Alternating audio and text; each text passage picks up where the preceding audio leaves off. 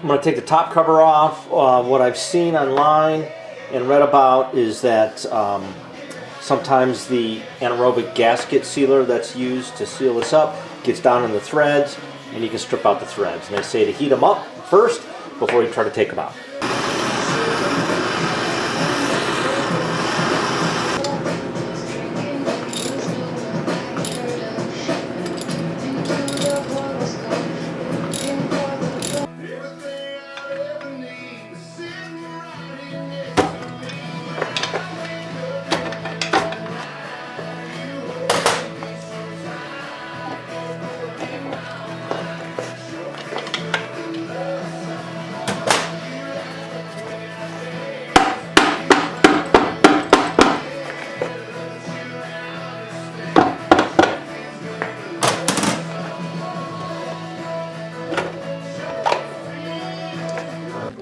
Here's what the inside looks like.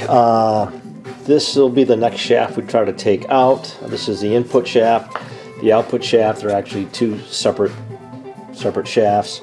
I think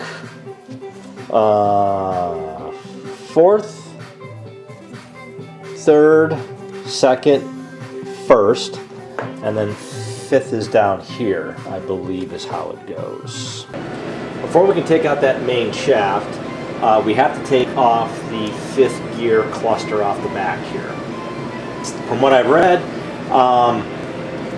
whole ton of needle bearings on this thing, so when we pull this thing out, they're all going to fall out. Just need to keep track of them. First thing is to take this bearing off of the back here. That's just a slip fit. There we go. So take that off. And then there's a roll pin here. This is the shift fork for fifth gear. That roll pin needs to be pounded out, and I'm going to try to take this whole thing off as a unit. As a unit. There's the shift fork. And here are all those needle bearings all around here. There's two rows of them. So there's this row, then there's like a spacer, and then another row on the other side. Well, guess what? I just tipped the gear upside down and half the roller bearings came out.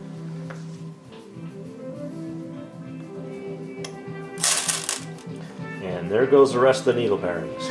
Oh, man.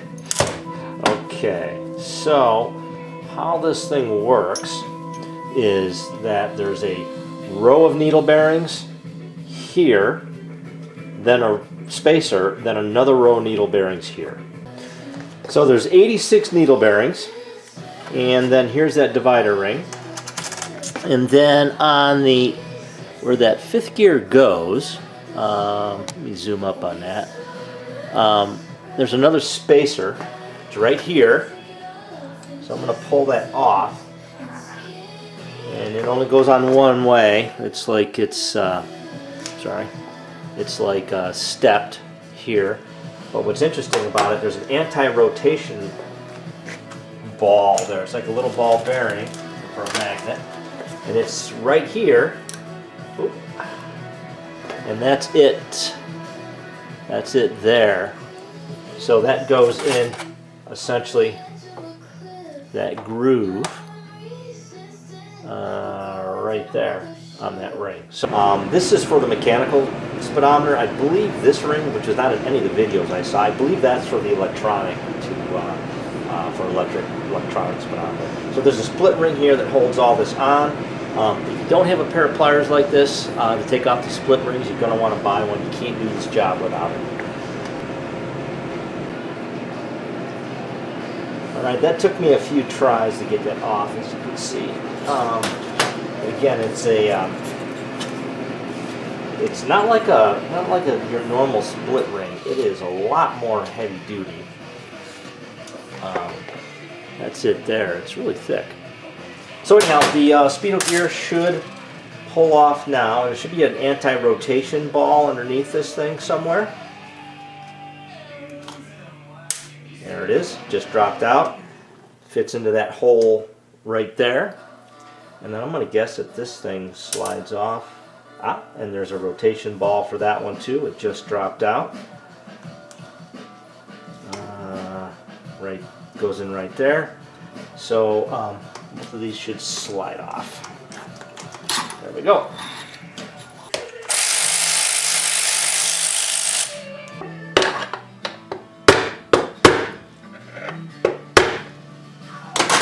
All right, so once we get this retainer ring off,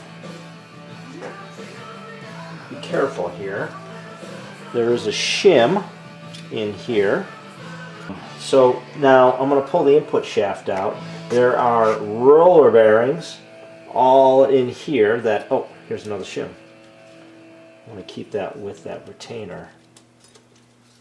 Okay. And anyhow, so there's roller bearings in here. This is actually just the bearing, but there are roller bearings behind that. So I'm going to pull the shaft out, and hopefully the bearings stay with the shaft. We'll see here.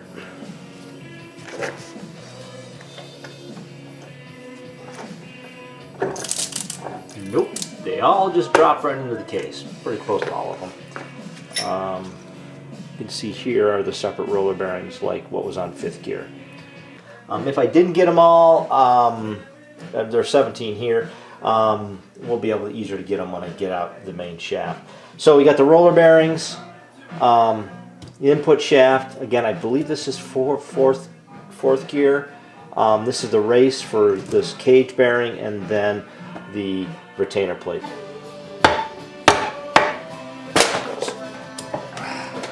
More. There we go. So once the race comes off, now there's a lot of play in the shaft. So the idea is to basically pull it up and out. So that is what we're going to attempt to do. There's a bearing cluster on the, not a bearing cluster, but on the front here, there is a synchro cluster, I'll call it, for lack of a better term.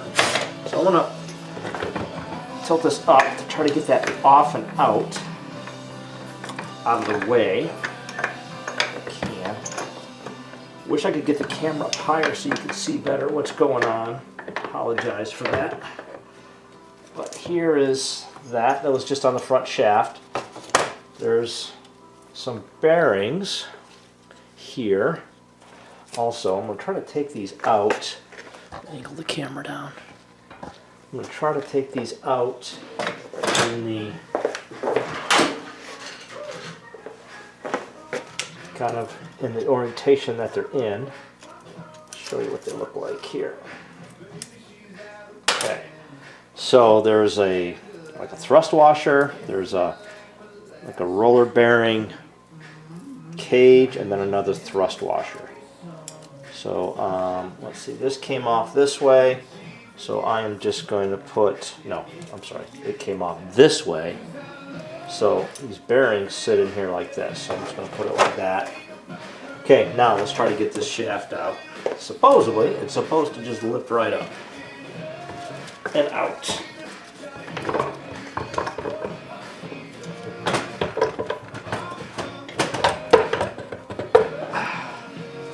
And it does. First step is to pound out this roll pin. It holds in a little lug.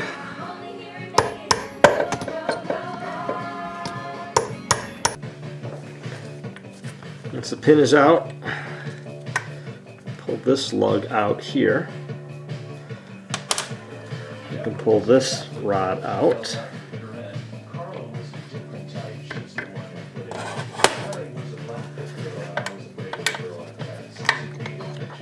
That's the reverse shift fork. So to get this reverse shaft out, I want to get some space between it and the counter shaft, which is here. So on the back side of the case is this is the bearing for the counter shaft. So I just want to get it out. I can do this here. There we go. Okay, so now I got some space between the gears there. Pull pull this out. Like that. And pull the shaft out. There's two spacers. Get this back under the camera here. I don't know if you can see them. There's two spacers. There's one here and one here. The spacers are thrust washers, but I want to definitely keep track of those. So I'll do this so you can all see it.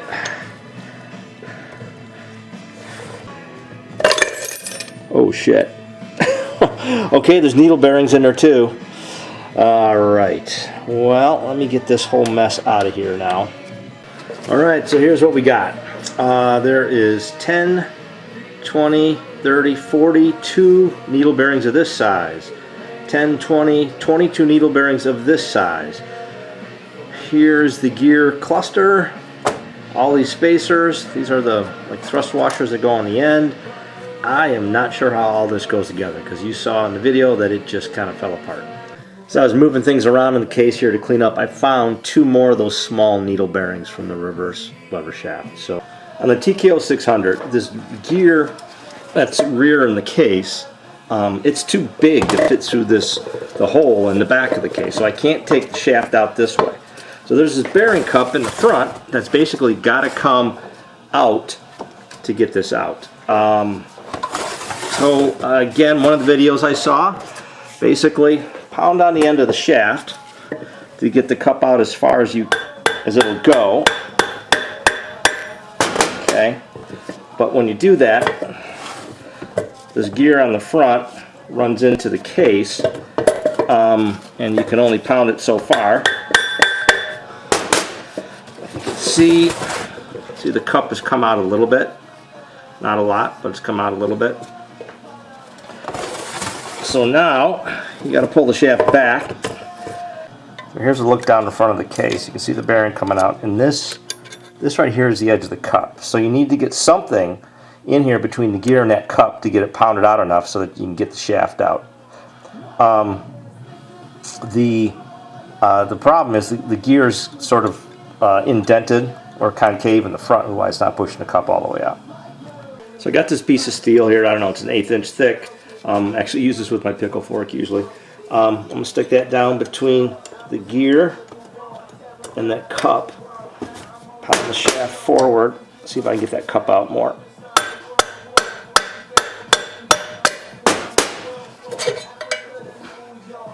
Damn, it worked. Alright, so you can see the cup is out now. So I should be able to pull the shaft out by just pulling back. And then the bearing should clear. There we go. Wow. I'll tell you what, I forget which video had that on there, but that is key. I would not have known how to do that. So now you can get the cup all the way out and the cup and the race all the way out. There we go. So there's the cup and the race. And there's no shims behind here. The shims are all on the back side.